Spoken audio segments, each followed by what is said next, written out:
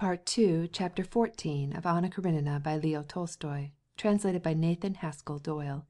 This recording is in the public domain. Read by Marianne Spiegel. Just as Levin reached home, in the best humor in the world, he heard the jingling of bells at the side entrance. "There now, someone from the railroad station," was his first thought. "It's time for the Moscow train. Who can have come? Brother Nikolai? Did he not say that instead of going abroad he might perhaps come to see me?" For a moment it occurred to him disagreeably that his brother Nikolai's presence might spoil his pleasant plans for the spring. But, disgusted at the selfishness of this thought, his mind, so to speak, instantly received his brother with open arms, and he began to hope, with affectionate joy, that it was really he. He hurried his horse, and as he came out from behind the acacia, he saw a hired troika from the railway station and a traveller dressed in a shuba. It was not his brother. "Ah, if it is only some agreeable man to talk with," he thought. "Ah!" he cried, lifting up both arms as he recognized Stepan Arkadyevitch. "Here is the most delectable of guests. Ah, how glad I am to see you! I shall certainly learn from him if she is married or when she is going to be," he added to himself. This splendid spring morning he felt that the memory of Kitty was not at all painful. "You scarcely expected me, I suppose," said Stepan Arkadyevitch, leaping out of the sledge, with spots of mud on the bridge of his nose, on his cheeks, and on his forehead, but radiant with health and pleasure. "I am come, first, to see you," he cried, throwing his arms around Levin and kissing him. "Secondly, to shoot a few birds, and thirdly, to sell the forest at Yergushovo." "Perfect, isn't it? What do you think of this spring? But how could you have got here in a sledge?" "Travelling is far worse with a telyaga, Konstantin Dmitrievitch," replied the postilion, who was an acquaintance. "Well, indeed I am delighted to see you again," said Levin, with a genuine smile of boyish joy. He conducted his guest to the room kept in readiness for visitors, and had Stepan Arkadyevitch's things brought up, a gripsack, a gun in its case, and a box of cigars, and then, leaving him to wash and dress himself, he went down to his office to speak about the clover and the ploughing. Agafya Mikhailovna, who had very much at heart the honor of the mansion, met him in the vestibule with questions about dinner. "Do just as you please," replied Levin, as he went out. "Only make haste about it," said he, and went to the overseer. When he returned, Stepan Arkadyevitch, who had washed and combed his hair, was just coming out of his room with a radiant smile, and together they went upstairs. "Well, I am very happy to have got out to your house at last. I shall now learn the mystery of your existence here. Truly, I envy you. What a house! How convenient everything is!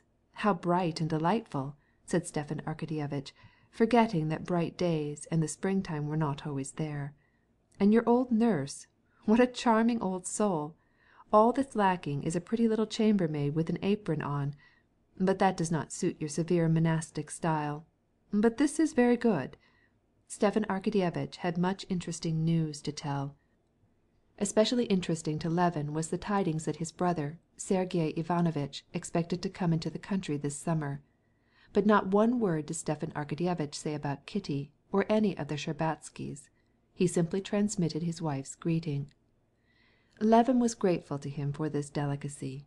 As usual, he had stored up during his hours of solitude a throng of ideas and impressions which he could not share with any of his domestics, and now he poured into Oblonsky's ears his poetical spring joys, his failures and plans and farming projects, his thoughts and his observations on the books which he had read, and above all the idea of his treatise, the scheme of which consisted, though he himself had not noticed it, of a critique on all former works on farming. Stepan Arkadyevitch, amiable and always ready to grasp a point, showed usual cordiality, and Levin even thought that he noticed a certain flattering consideration in an undertone of tenderness in his treatment of him.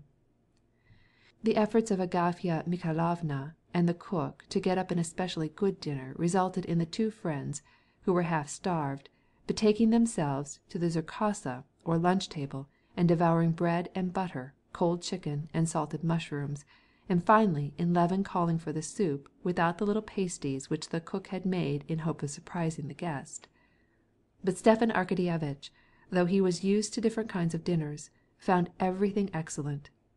The travnik, or herb beer, the bread, the butter, and especially the cold chicken, the mushrooms, the shchi, or cabbage soup, the fowl with white sauce, and the white Crimean wine, everything was admirable, wonderful.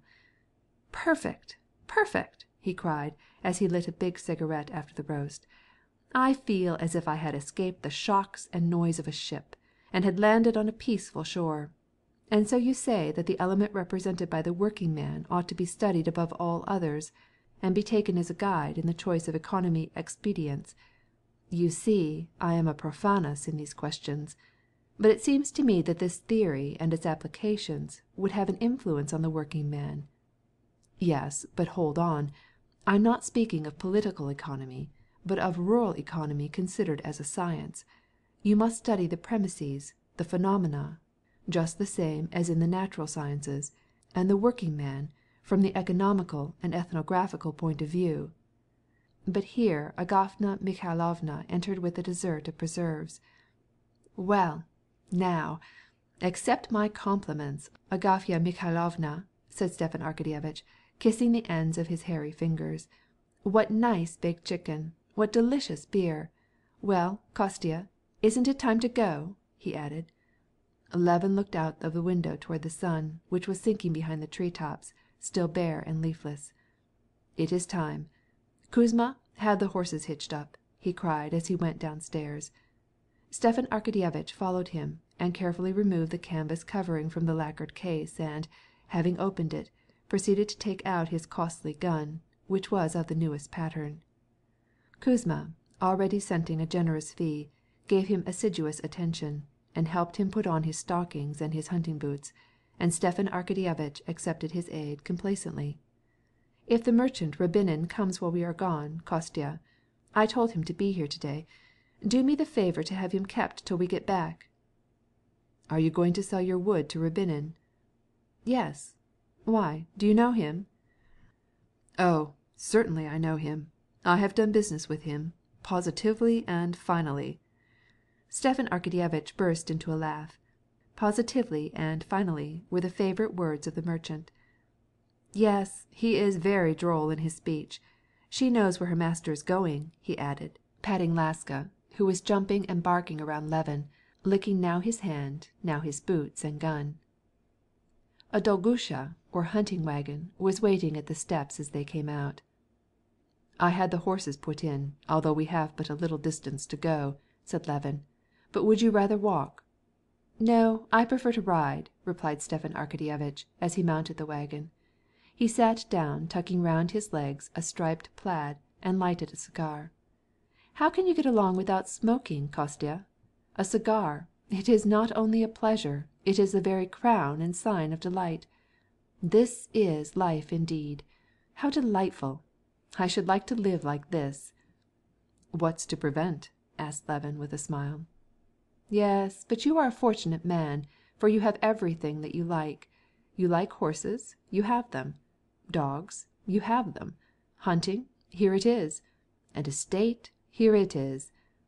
Perhaps it is because I enjoy what I have and don't covet what I have not," replied Levin, with Kitty in his mind. Stepan Arkadyevitch understood, and looked at him without speaking.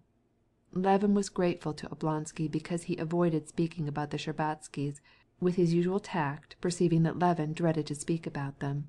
But now he felt anxious to find out how matters stood, but he did not dare to inquire. "Well, how go your affairs?" asked Levin, realizing how selfish it was in him to think only of himself.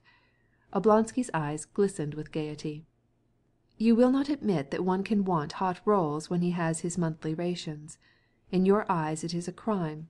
But for me, I cannot admit the possibility of living without love," he replied, construing Levin's question in his own fashion. "What's to be done about it? I am so constituted. And it is a fact. It does so little harm to anyone else, and gives one so much pleasure." "What?